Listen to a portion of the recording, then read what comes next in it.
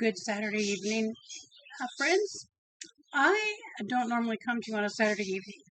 I've been working on a video that I've made more complicated than is necessary because I'm passionate about it. And so I'm just going to say what I have to say instead of go into the weeds.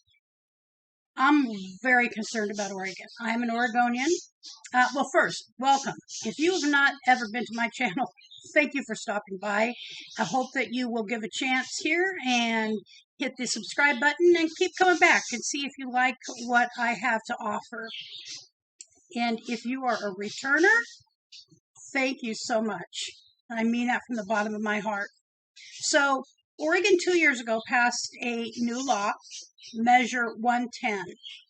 And Measure 110 the aim was to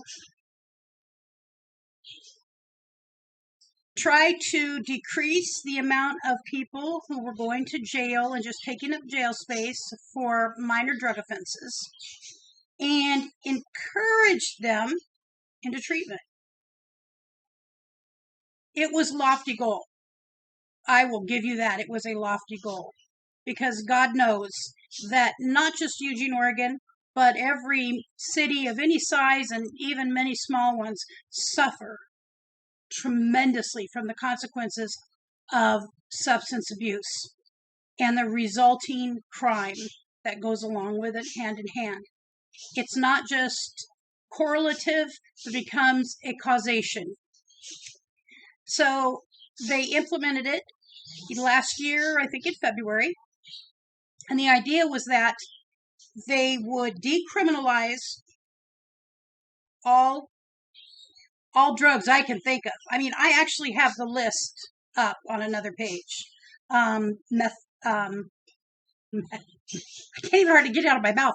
Methamphetamine, heroin, LSD, psilocybin, MDMA, all methadone, anything that you can imagine that people went to jail for when they were caught with it. It is decriminalized in Oregon. So the decriminalization was one piece of it, and the next piece was when someone was caught that they would be given two options. Option number one, we give you the opportunity to call in and get an evaluation done of your use. Option number two, a $100 ticket.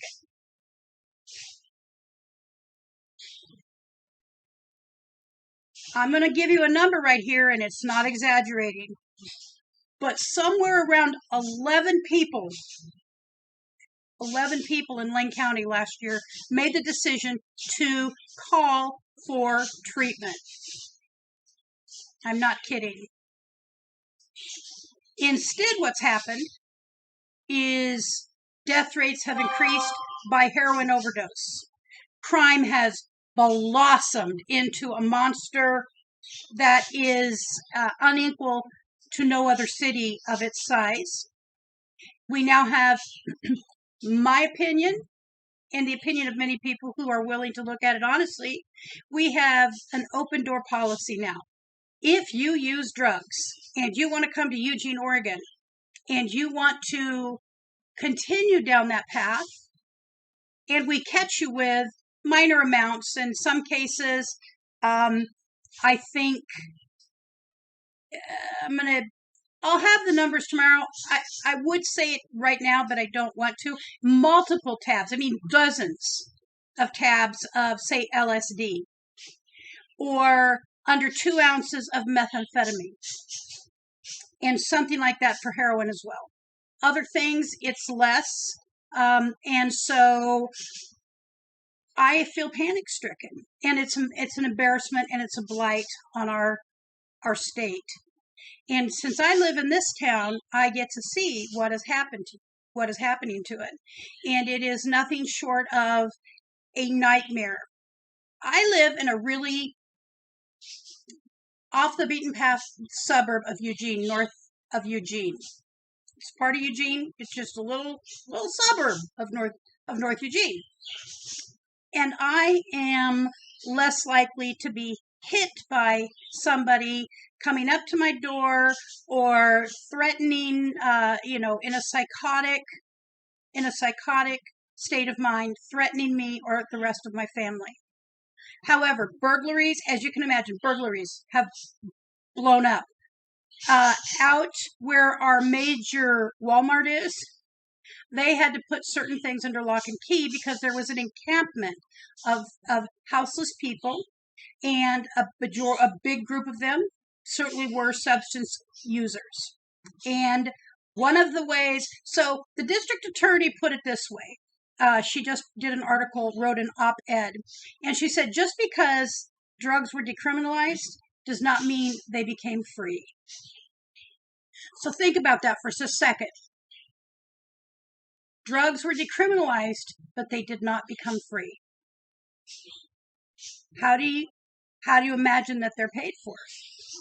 So I've had this conversation with a couple of different people that I know very well. Now, first of all, let me kind of backtrack a second here. I am a 27-year recovering alcoholic.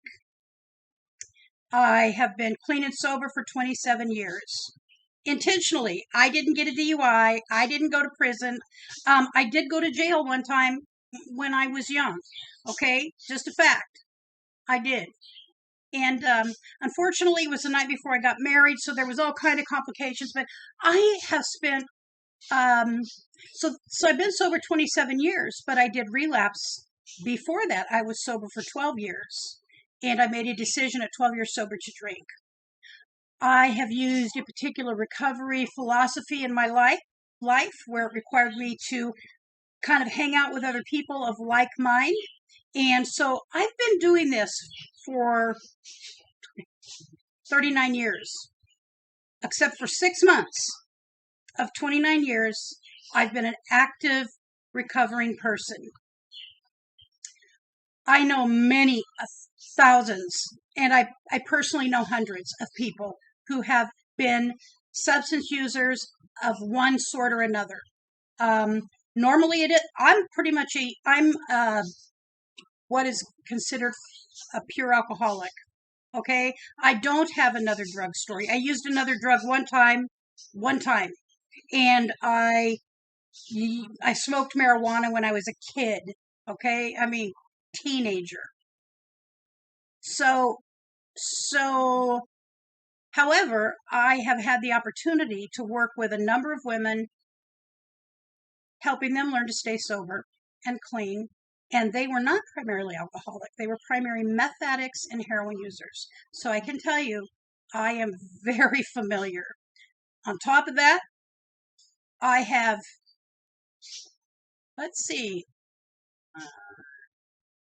I have multiple family members that I know and I love and I know very well and am very close to that have struggled with addiction forever. One of my sisters passed away many, many years ago from a brain aneurysm that in part was caused because the prescription medication, opiates she had used for so long, and as much as she wanted for the most part, helped to make the blood vessels of her brain more apt to rupture. And unfortunately, when she got an aneurysm, or 3 of them, they ruptured. So I am not someone who's ignorant of substance. I'm very familiar with it. So, and I've worked as a substance abuse counselor several years ago, and I've known it at all levels, personally, professionally, and academically. I am terrified of what lies ahead for this state and for my county and my particular city. When I saw the article in the paper that said the district attorney was going to take a break from prosecuting about 8 different types of crimes, because she's lost 6 district attorneys, assistant DAs over the last 8 months. And now she is left with 3 inexperienced DAs with about 3 months of experience. That's it. And the main reason is because of the pressure from the caseloads. And then they had other opportunities elsewhere that also paid better. And it's like, why would you stay if you are in a catastrophically broken system here in Lane County, where drugs and crime are proliferating? So, my conversation I'd like to have Sunday evening or tonight, as it will be, has to do with that very issue. What is your town looking at?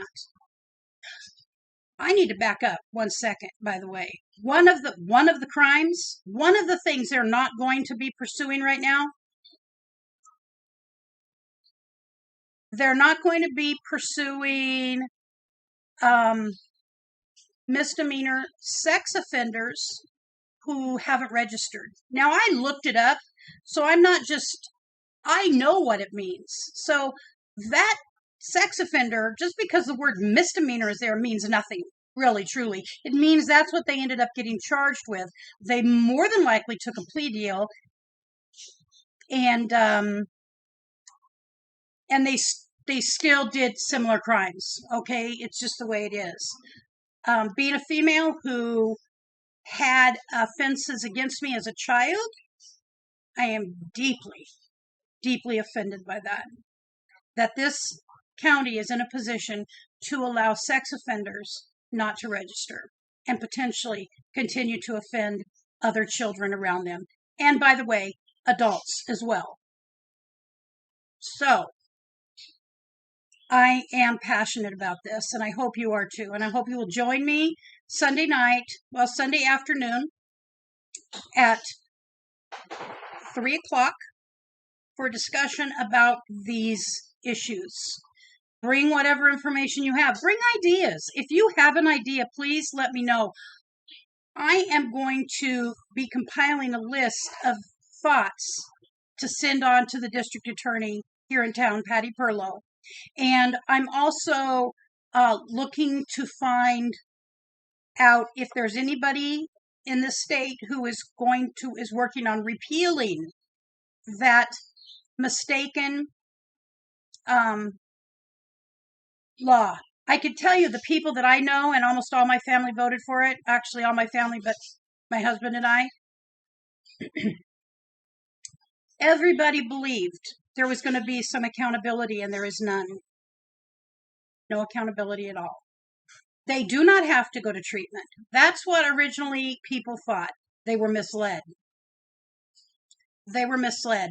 I was not misled because I did read deeply, nor did I trust these people.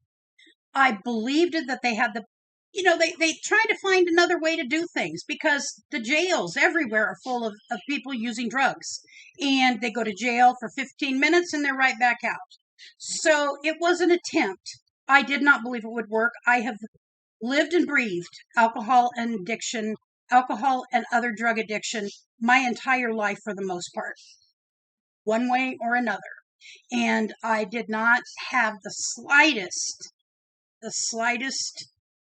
faith that most addicts on the street were just going to say, okay, what's the phone number, Bob? I will be right down. And they signed instead on the dotted line for that $100 ticket and don't show up for court either. So, hence, one of the problems that the district attorney is struggling with. All right, so that said, bring your experience, your ideas, your thoughts, your frustrations. If you think this is a great idea, a great stab at trying to fix it, I understand. I'm not discounting anybody. I applaud the fact that this state has tried to figure some things out. And I'll have some more information about some other things as well. that Eugene is trying to do, Lane County is trying to do. I'll share that with you tomorrow as well. And I really do look forward to meeting the new people. I hope some newbies show up, and I hope that the people who do know me and will be here and hang out with us for about an hour, and let's see what we can do to fix the problem of substance abuse and drugs and a mistaken policy.